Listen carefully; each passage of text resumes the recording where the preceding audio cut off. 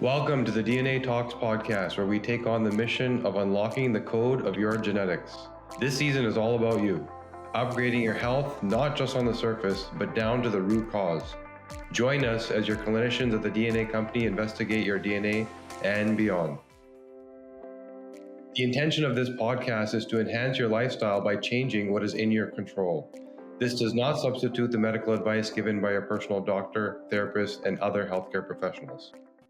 Hey everyone, welcome to the DNA Talks Celebrity Health Habits. Today we dive into the wellness routines of your favorite celebrities. I'm Cheryl Hickey, your co-host, joined by Bryce Wylde, functional health and longevity expert. So today we're really going to explore some of the most talked about health habits born out of Hollywood. This is part 2. If you're like, what? Where's part 1? Go back, find part 1. You'll have some fun there. And this is really a pickup conversation from there. We're going to discuss what some people have found that works, what some people have found that doesn't.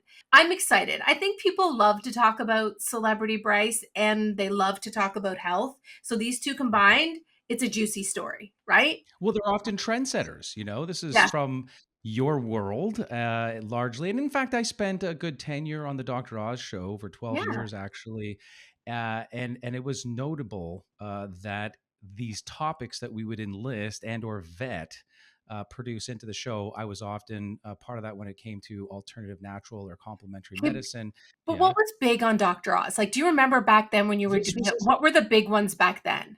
Off camera, he would pull me aside routinely, because not only was I vetting as a producer or, sort of a co-producer, but he would pull me aside and he would say, "Hey, listen, if it wasn't for you and your ilk, I wouldn't have a show." And what he meant by that were these, alternative, quacky, somewhat kooky, often Hollywood trends that were up and coming, right? These early adopter trends just starting to make a scene, in the Hollywood encampments of early shoot days. And I think, and this is partly what we're going to talk about today, I think this is partly because some of them end up getting vetted and scientifically validated, but early days, they're nothing more than sort of whispers through the early adopters of the West Coast gnarly tree huggers. I don't know for sure, but that's kind of what we witnessed on the Dr. Oz show.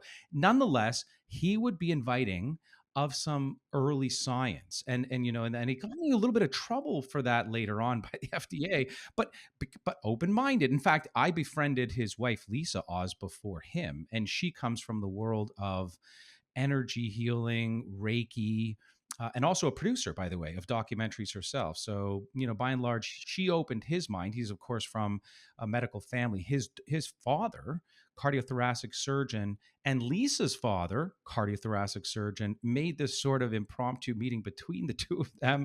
And then, of course, Dr. Oz. By the way, I have to say, before I say Dr. Oz invited loosey-goosey stuff onto his show, it was a little bit of shock and awe sometimes. I mean, how else do you have a show? And it was open-minded, because that's where you have to be when you consider some of these things that we have to offer in alternative, now known as, complementary functional medicine. But here's what I was going to say just real quick about Dr. Oz himself, because I just really hold that man in highest regard. Not only does he have a dual MBA and doctoral specialist, but he's the probably most prolific writer of peer-reviewed, scientifically validated articles in all of North America, and holds something like 25 patents on cardiothoracic implants. So he's not a TV doctor. He's like the legitimate bona fide doctor. Nonetheless, he had an open mind. And yes, of course, on this episode, we're going to not only break down some of what Hollywood is doing and the habits, but also highlight the science behind it, because that's, we appreciated the DNA company, the science, and help everyone understand which ones are worth incorporating into their life. Plus, by the way, we'll also introduce everyone to the powerful insights that we have at the DNA company that will help you personalize your own health strategy, whether it's adopting one of these celebrity endorsed, sort of maybe more kooky, if you will, practices. No, we're not going to say that anymore. We're not going to say that anymore. We're going to say open. We're going to put that away. We're going to say open, because I think they're open ideas, and what works for one doesn't work for another. There's nothing strange about it. It just is a choice. I think that's what we need to normalize, that sort of stuff too, right? Right. And last time we talked about nutritional trends, we covered a bunch of celebrities and what they were doing as it related to their day-to-day nutrition. For example, Tom Brady, according to Men's Health, focus on anti-inflammatory foods, and boy, does that guy ever have a schedule, even post-retirement. But that all Hugh makes Jackman, sense, right? When you're a big athlete, you want your right? inflammation to be down. Like that Absolutely. that is a great one for everybody, I Yeah. think. Well, and I think, there's a huge amount of science there. I think at the molecular level, I think most scientists agree that inflammation is the underpinning of all disease. So to thwart inflammation is probably to add many healthy years to your life. So Yeah. we can see him. He looks many years, if He not looks great, decades. in my Right. humble opinion, in my very Right. married opinion. Right. Also, he And looks if you saw, fantastic. and if you haven't seen the roast on Netflix, it's entirely worth your while. Oh my. It's It's so a vibe. funny. And then we've Yeah. got, Hugh Jackman and Chris Hemsworth. We talked about them and their intermittent fasting. I think the science is there as well. I think if you pair an anti-inflammatory approach to eating with intermittent fasting, you're winning. Joe Rogan, we mentioned him briefly, but to recap, his ketogenic and a lot of guests on his show that he's invited with the more sort of new carnivore approach, which is eating, of course, animals from nose to tail and nothing much more. Not sure where I stand on that. I think it's a great red reset button. I think that that's a wonderful thing for people with autoimmunity, but for the short, maybe at the most to medium term. Then we talked briefly about Jessica Biel, paleo. That's where I'm at. I love the paleo, eat like our ancestors, or Alicia Keys, which is really mainly plant-based. But one of the bottom lines that we discussed was that to know what's best for you is to have your own playbook, to have your own instruction manual. And that's really starting with, what we do at the DNA company, which is genetics, understanding what your DNA says about what it's most happy. Your body is most happy with what you put in your mouth. I mean, you can't change your DNA, but you can manage genetic expression. You can manage the day you die by what you put in your mouth. Let's talk about that just for a second, because in full disclosure, I don't know, listen, I did my DNA 360 test a long time ago, so that doesn't change. But every once in a while, I kind of forget, and then I can't find the notes where I wrote it, and da da da da da. But you and I sat down and we talked about my markers. We talked about what's the best diet for me. Mine's Mediterranean. That works for me. That works for my body, for inflammation, and everything else. And I think I've instinctively known for years that when I eat that way, I feel amazing. The moment I start to Yeah. go into starches and carbs, I don't feel good. I just, my Right. joints hurt. Um, I'm swollen. It's just not something that works for me. So that's been super, super valuable. I wanted to ask you, when you talk about, these celebrities and everything, I find it really interesting that a lot of them, it's not even just diet and sort of fitness, but it's even their mental health and their wellness. In my other life, when I was interviewing a certain celebrity, there were certain celebrities. I come to learn that there was a guy named Jim Quick, who is a friend, I Hmm. believe, of the DNA company and a friend of He yours, is. and I guess I could say a friend of mine. Um, and he shared with us that he has been on the X-Men set, or was on the X-Men set, and was helping Yes. everybody with their lines and helping with their mindfulness. And I love that even back then, it was a really big thing to exercise your brain in times of high stress. And those movies are high stress. They are. I think that most celebrities at that level, I mean, A-listers for sure, are really engaged on a daily with, mental Olympics. They're memorizing lines and or turning into people they may resonate with, but they aren't themselves inherently. They're acting and at a different level than most of us can appreciate. So it's not just memorizing lines, of course, which is what Jim Quick helped with. And there's some other notable actors that he helped, some which include, by the way, Will Smith, Jim Carrey, a local Canadian.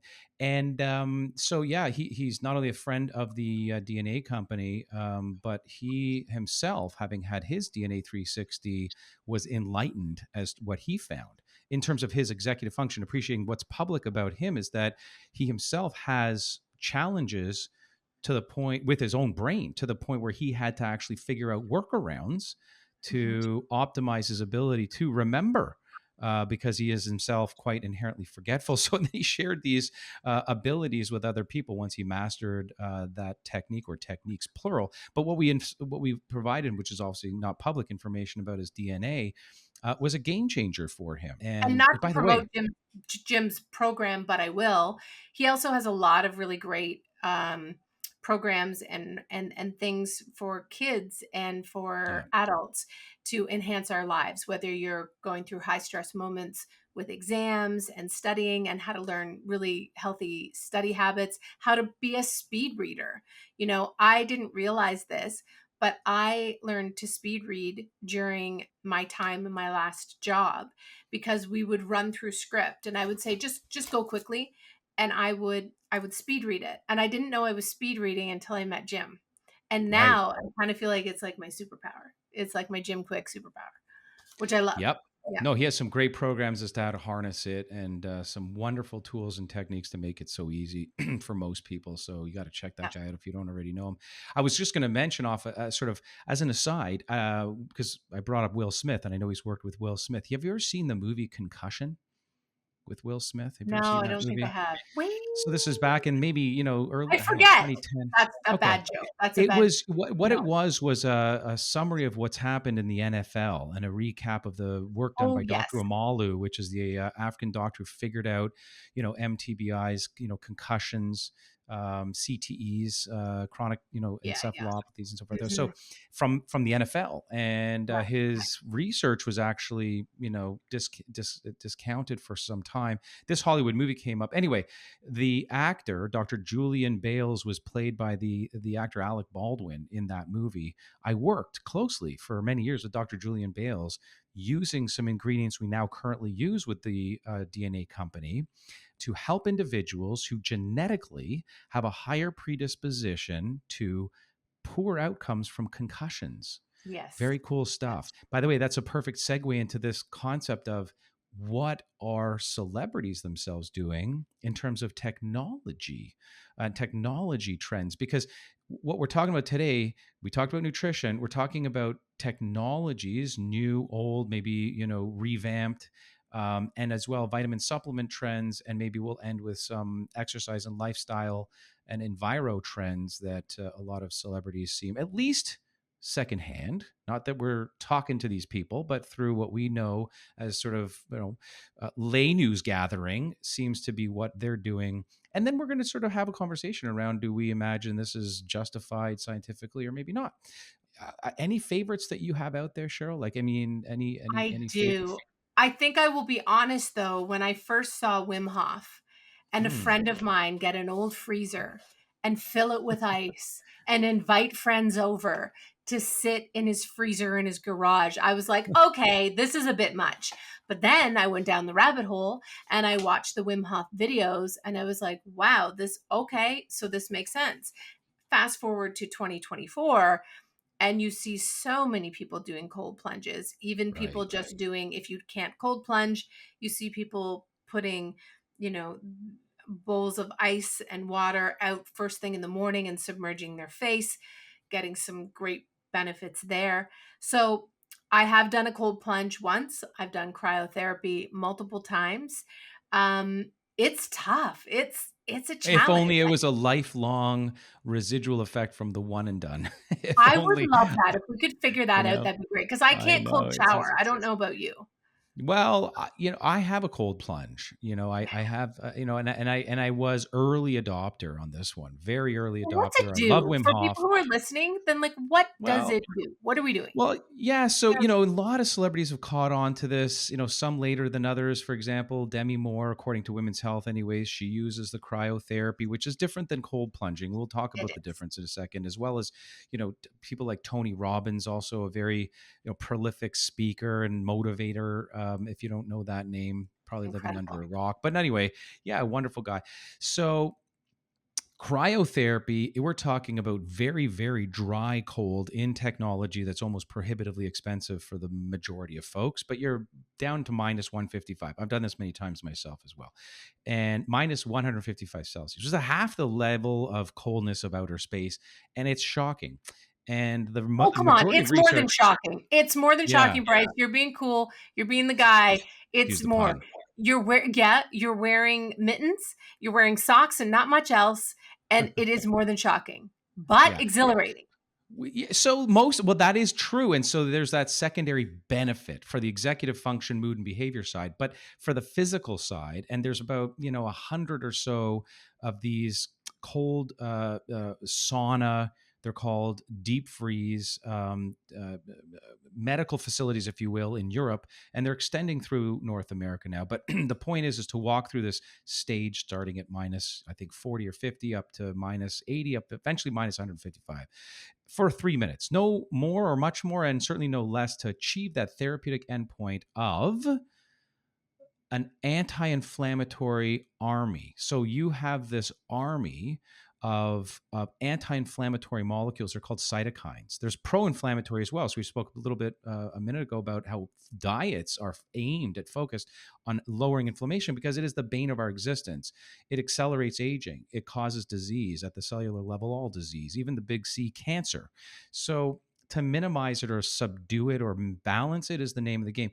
And that's what this provokes. So to the point where people, after about 40 or so treatments of minus 155 for 3 minutes, are coming out of wheelchairs from lifelong chronic rheumatoid arthritis. This is not like that, sort of out there stuff. This is in the scientific literature. So that's cryotherapy. I mean, it's really significant, results. But now we get into like sort of the cold plunges, which still has significant benefit, even all the way through to those cold showers you're talking about. The cold plunging, which is more to the 3 to 4 degrees for the 3 to 5 minutes, it's also giving some anti-inflammatory effects, improved circulation. It's called hormesis. So a little bit of that, shock, if you will, like you described, a little bit of that, in some cases, injurious, minimally injurious, and or stimulation. Too little will do nothing. Too much might kill you. It's that Goldilocks sweet zone that gets No, the body to don't worry work about better. it though. Just do it. Okay, but wait a second. So you said with the cryo doing 40 or so sessions and that's a lot. Also, that's a commitment. Well, but these are people that are in wheelchairs with debilitating rheumatoid arthritis, And right? who So they're would coming out of absolutely do wheelchairs. anything. They're walking for the first time in years. So that's nothing for them. No, I understand that. But I've also heard that it increases brown fat. Is that correct? Yeah. Well, even just the cold plunging at 4 degrees. Cold Yeah. plunging at 4 degrees. And by the way, you'll acclimatize to this over time. It gets Can you easier and explain easier. what You brown look at fat the is cold and plunge. why it's good? Yeah, so brown fat. So we're born with pockets of brown fat concentrated on our upper back, our flanks, little bits here and there and throughout our abdomen, but it's packed with mitochondria. Mitochondria are the organelles found in every cell of your body, most highly concentrated in your brain and your heart, but also in brown fat. Whereas white fat, the stuff that we always try to limit or reduce or improve on concentration vis-a-vis muscle mass in our body, muscle has lots of mitochondria, energy producing organelles. Brown fat also has lots of mitochondria, so it's metabolic fat, meaning the more you can grow, which is storage of fat, yes, but there's energy produced from it, the more at rest, this is called basal metabolic rate, the more at rest you're burning calories. White fat doesn't burn anything, but brown fat and muscle mass burns calories. Is there anyone who shouldn't do this? I mean, again, these are those things where Yeah. you talk to your doctor before you do that. But is there anyone that maybe shouldn't be doing that? Yeah, people with heart disease, heart conditions, known elevated blood pressure. I mean, look, there's a small but nonetheless obvious risk in the literature for heart attack. Anything that's immediately shocking, that's vasoconstrictive, that puts a lot of strain. My resting heart rate is in the high 40s, lots of running, lots of cardio and exercise throughout my life. So it's a very low heart rate, but still in a cold plunge, That having is done not no my exercise. journey. I just want people to know that is not my journey. My heart rate is pretty much always fast. I just want to share that.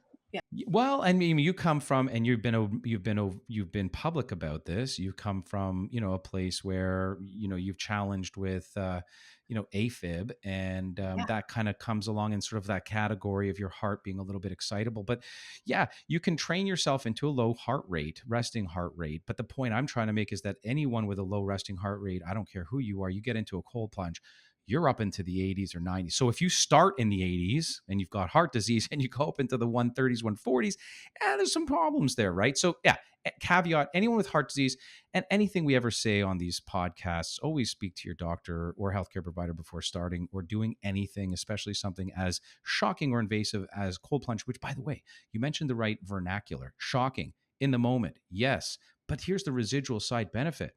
The residual side benefit is that it induces these neurochemicals, the same that you would ultimately get from significant or, cardiovascular exercise, or even, by the way, sex, it's endorphins. It's a rush of endorphins, and it lasts for hours. We're not If you saying want to have, cryotherapy is like sex. I just would like to put that no, out there. I am.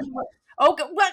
Listen, okay. So, I, listen, you know, different parts of the body doing different things, that's for sure, almost, that's right. in reverse ways. Huh, But I can tell you the okay. residual effect is a high amount of endorphin release, and it's not just momentary. It's not in the moment. And by the way, let's be honest, when you do a cold plunge, it sucks. It means like it's very painful and short lived, but it's nonetheless very You're uncomfortable. not And selling part it. of the objective is to I breathe. want you to know. Well, it's the part of the but part of it's to push through, stiff upper lip, I know. if you will, Resilience, and building it's the resilience. benefit. It's so this is, by the way, the message of most things in health. It's an ounce of prevention for a pound of cure, right? So it's Yeah. that little bit of effort for a lot of result. Okay, let's talk about vitamins and supplements. I know that we did this in one of Yeah. our last ones. Katy Perry is known apparently to love some apple cider vinegar and turmeric for health benefits. Um, I want to talk about apple cider vinegar, and I actually have a lot of questions about it because I feel like there's been times where I've taken apple cider vinegar and I immediately get acid reflux, or then I'll go and check my acidity, because you can get those little things off of Amazon and pee on them, and you'll find out how alkaline you are and where you're at.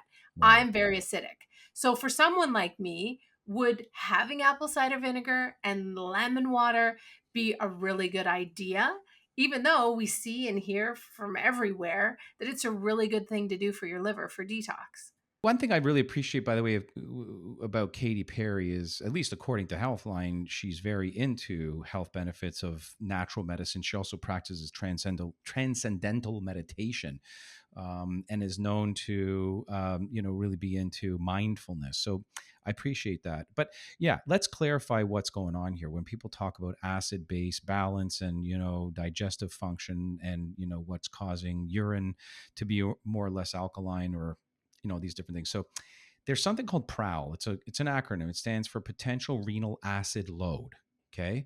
So this is a known chemistry, of how foods, anything you consume for that matter, has a potential of causing a shift in either acidity or alkalinity in the body, and the renal acid load, or the load on the kidneys, and what ultimately ends up in the urine. So certain foods actually counterintuitively have an opposite effect. So you mentioned lemons. Lemons, when you touch a piece of that pH paper that you'd otherwise pee on to see what your status is, but if you touch a lemon with it, it's going to show like a 3, which is very acid. Anything less than 7 is acid.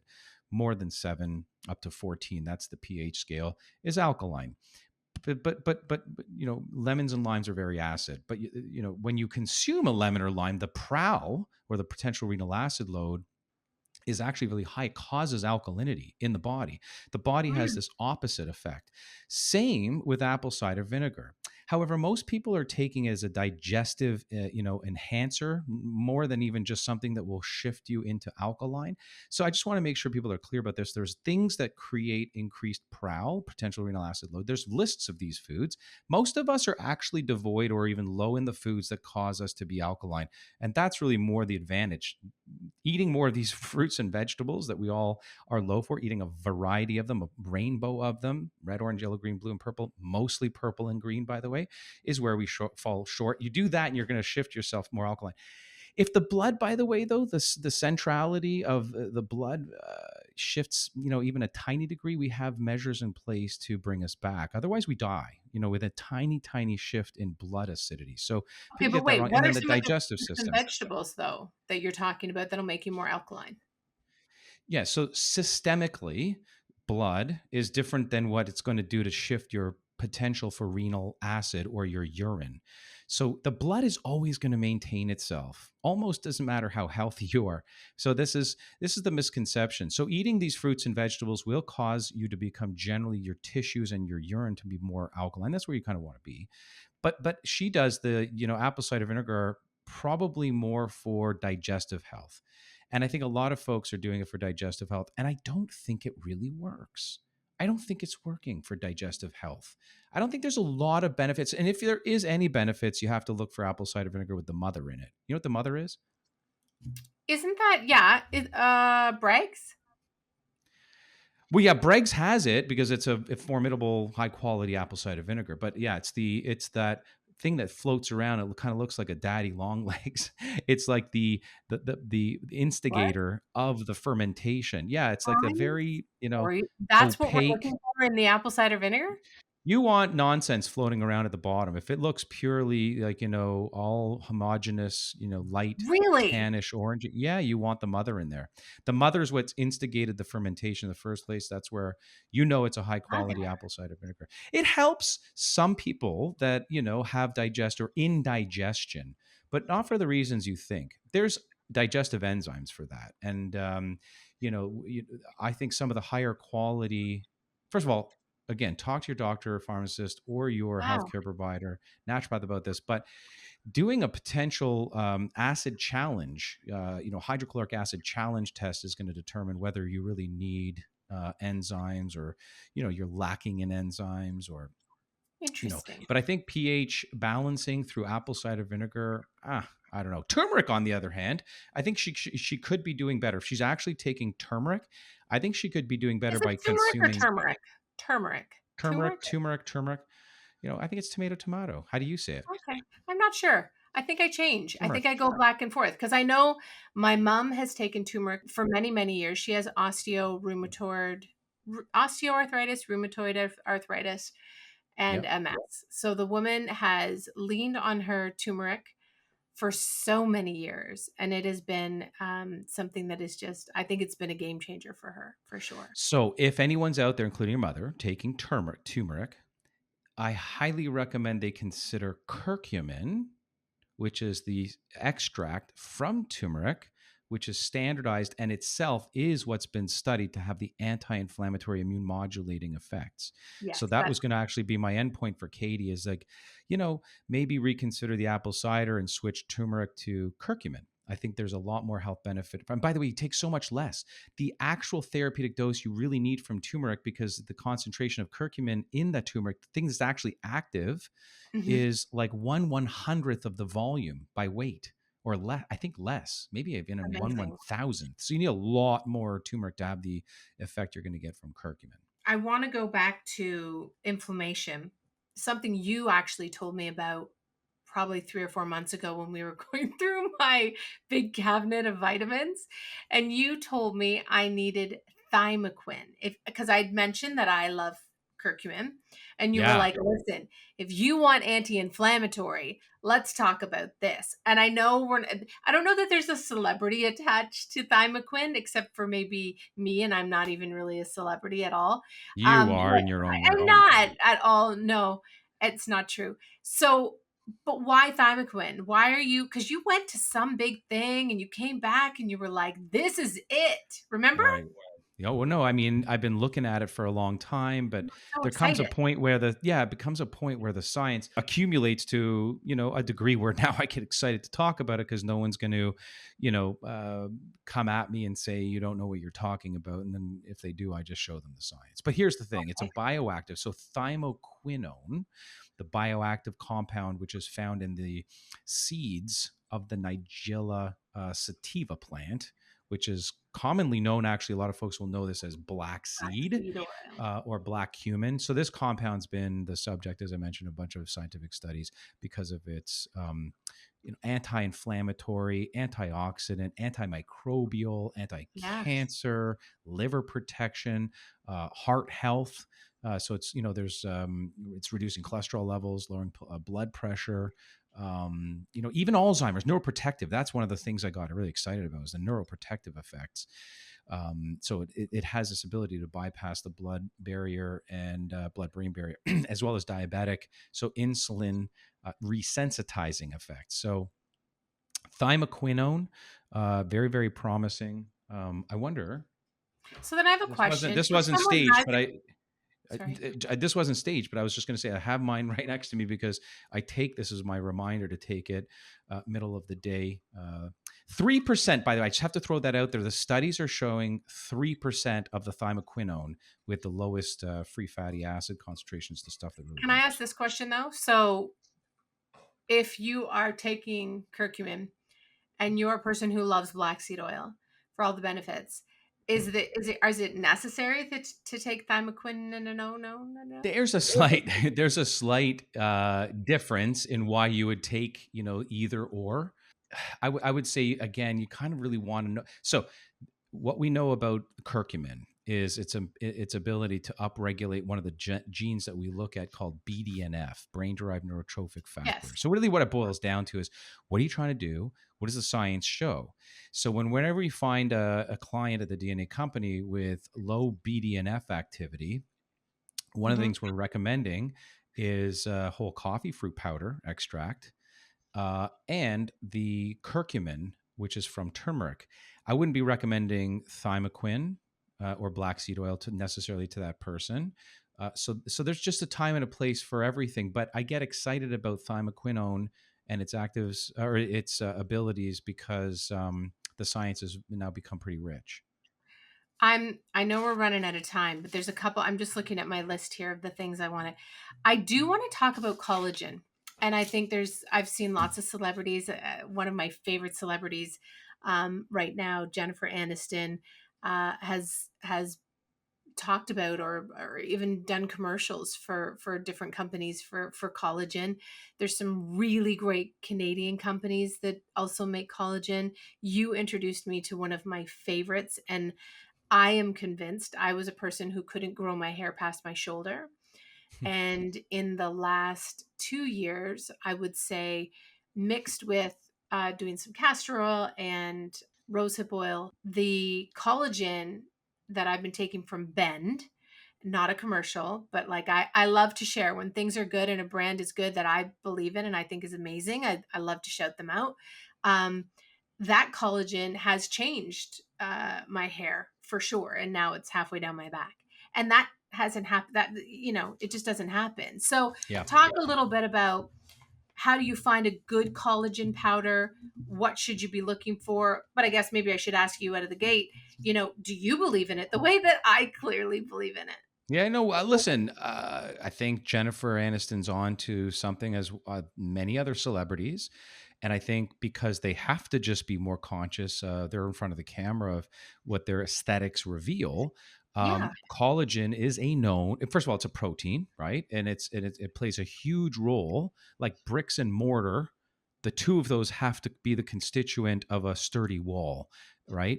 And the collagen can be understood as the mortar or the cement that holds those bricks together. So its role in Basically holds your structure. face up. Sorry. Yeah. It's just Yeah, kind no, of. really. As we age, there's deflation, there's descent.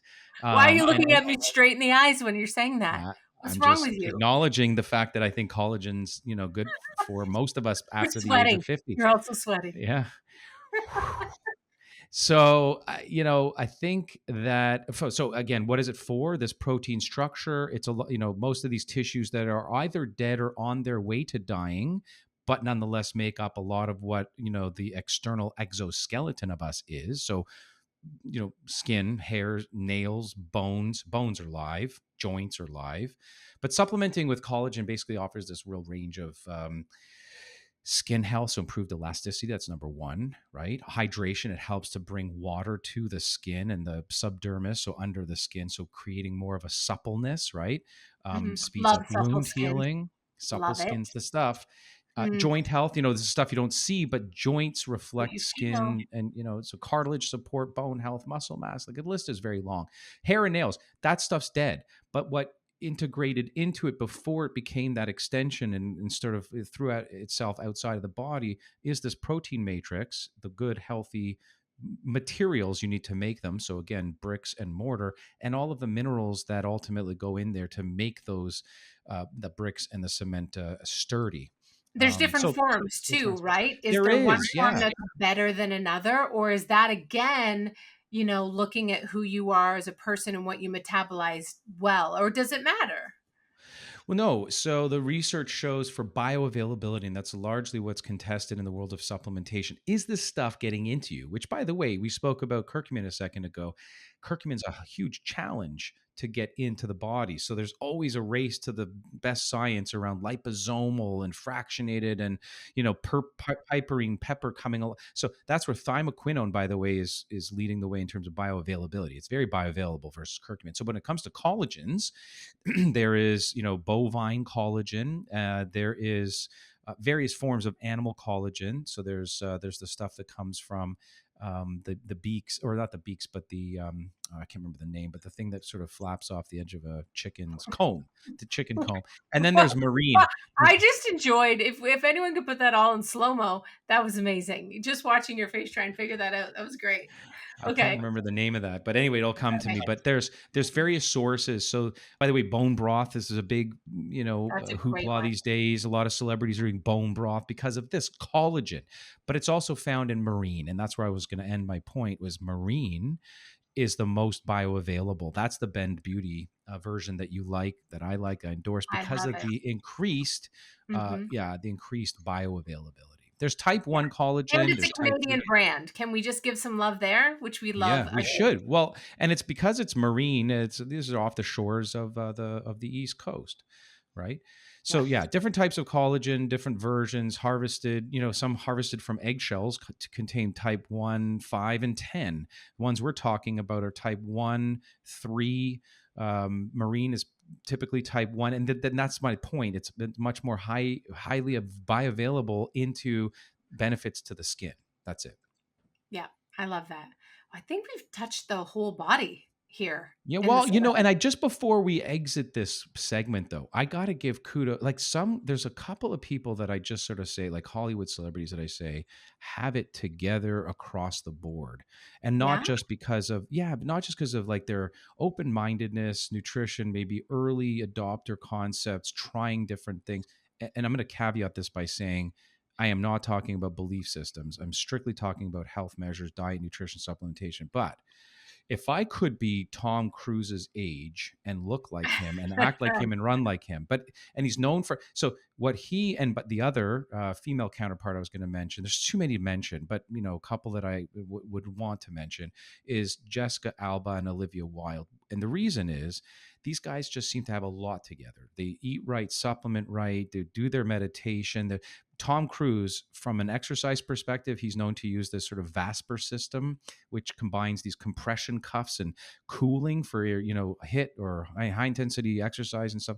I'm not sure I believe the science there, but everything he's doing all his own bloody stunts. Like in Mission Impossible, you look at that and you look at that level of health and wellness and vitality. And then Jessica, and I know you know about this because you created your own line. She did her own line of non-toxic household and beauty products. And I think we talk a lot about at the DNA company, one's prowess, one's ability to detoxify. It's a very important part of your DNA to understand. What are your abilities to detoxify? Not just plumes of smoke from industry or, dioxins and furans and heavy metals and Your water makeups, and it's your things you but yeah, clean with, stuff you put on, all of it. right? Yeah, And you yeah. know about the cosmetic database, right? You Yeah, research I you mean, I'm one of those people who walk around a grocery store. My daughter does it now too. We go into Sephora and different stores, and I have my Yuka app out, and I want to see what's in it, and I want to see where it's rating. And another I make great a app. lot of the decisions, especially for my young daughter who's getting into like skincare and all these really cool things. I want to make sure we're not overloading her endocrine system with things that just shouldn't be right for Bingo. little girls. Bingo. Um, Well, so and I do sense, think, I'm telling my daughter oh, all the time, yeah, just stop with the too much perfume. These have hormone fragrance. mimickers, fragrance in them. So this is part of what you're talking about, the Yucca app, and even, again, this cosmetic database. You just Google this, they will rate it. And fragrance is one of the most endocrine disrupting things. It's a scent, yes, but your body interprets it, and it does leak through the skin and the olfactory bulb, your breath, or Mhm. your inspiration into your lungs and your nose, and Yeah. it mimics hormones. It can be hormonally disrupting. Yeah. No, I think that app and what you were talking about, the database, and I do credit someone like Jessica Alba who really led the way in saying there is a better way. Yeah. Um, Yeah. and really putting her money where her mouth is and creating these products for people. She's done it. Kristen Bell has done it. And what I like about this is it's not just one person doing it. We're seeing pockets of other people doing it, and they're encouraging some of the larger companies to take accountability and to take a look at what they're doing. And so I feel like as a whole, we're moving in a great direction. There's so much more that needs to be cleaned up. And again, remember, it's not about changing everything you do. If you could swap out your soap or swap out your deodorant or take a look at the ingredients and educate yourself. If it's got a laundry list of stuff, chances are that's too much. It's just too much, right? And so those are the things to look at with your makeup. And now, do I have makeup that's 100% clean? No, I don't. But I I do don't think have anyone does. no, but I do have more than I did last year. And in my household products, when the kids were little, it was a lot of vinegar and water. And my husband hates that smell now. He can't do Clean fish and products. chips because he's like, it's too much. So I think it's one of those things. It's not all or nothing. It's Lessening the doing, load. It's yeah, lessening the load, doing those things that are, both meaningful and sustainable. That is to say, not just yeah, environmentally, but sustainable in a lifestyle practice. If it's too hard to maintain, just like a diet, it should never really be a diet. It should eat for your DNA lifestyle. aptitude, but it should become a lifestyle. Right. And I got to say, maybe we even leave it off here. Several celebrities have endorsed DNA testing for all kinds of different reasons, including obviously health Ooh, insights. Yes, there's I don't some, know all of well, them because I'm still you're new gonna to know it. you're gonna know this list very quick. It's a long list, but I'll share some. But some of them do it for ancestry exploration, personal wellness, and all that. But they're catching on. So here's some notable. Starting with, of course, I don't know if you're able to call your friend, but nonetheless, everyone knows Oprah Winfrey. She's used DNA I would love to testing, call and her my friend, but like I don't think I've interviewed a few. Listen, I think she's amazing. So I'll I've met her. I met her personally. I was invited to yeah, she's great. Apple's headquarters in Cupertino, and she was driving a golf cart around, and I fist pumped her, and I was like, "Hey." Amazing. And so, yeah, So I'm she's a acquainted. But at Kim Kardashian, Snoop Dogg, mostly about he's shared surprising results with all kinds of diverse ethnic backgrounds, but also garnered some health insights from that. Eva Longoria, Mandy Moore, Brad Pitt's done it. Not necessarily our test, by the way. We couldn't say that who's done our test. It's incredibly important to understand. We never reveal that. We never sell tests. We never take your information and give it to anybody. It's yours exclusively. But I'm just sharing with you some of these big names who have done DNA testing to get health insights. Carly Simon, Larry David, Jessica Alba. We just spoke about her. Mandy Moore. The list is long. So I guess I just want to sort of summarize in saying, yes, sometimes Hollywood celebrities do some things that are very early adopting or very early days, not well accepted, but they're often also the Vortrekkers or the trailblazers that bring some of these trends to science that then ends up vetting some or most of them. And I think that they deserve kudos for being, willing to put their necks out, take the risk. Yeah. And I think it's as we're all sitting here in our own homes or in your car, wherever you're listening to this, and you're thinking, oh, well, sure, they've got all the money in the world and they can do this and they can do that. You're not wrong. You're not wrong.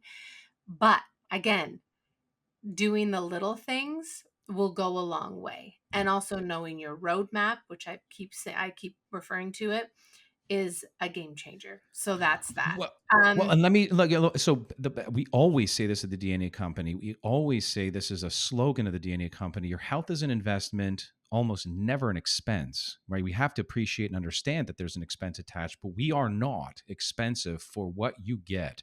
And we have a discount code for you. We'll tell you what that is in a second. But this playbook, this information you get by testing your DNA and some of the other suite of tests that we run, which is everything from cancer risk to aging, this is an investment into your own guidebook, your own playbook, your own instruction manuals to what you should spend money on, what supplements, what lifestyles, what technologies, because not everything is for everybody. So frankly, this small investment in the hundreds of dollars, not thousands, is information as to how to budget the rest of your biohacking adventure. Yep, that's right. Well, that's a wrap for today's episode. Well, what's the discount code? I just dropped a huge okay, yeah. layup for you. It was a layup. You're right. Okay, so for 10% off, you can use my code. I'm excited. I have a code now. I haven't had a code, and I've got my code.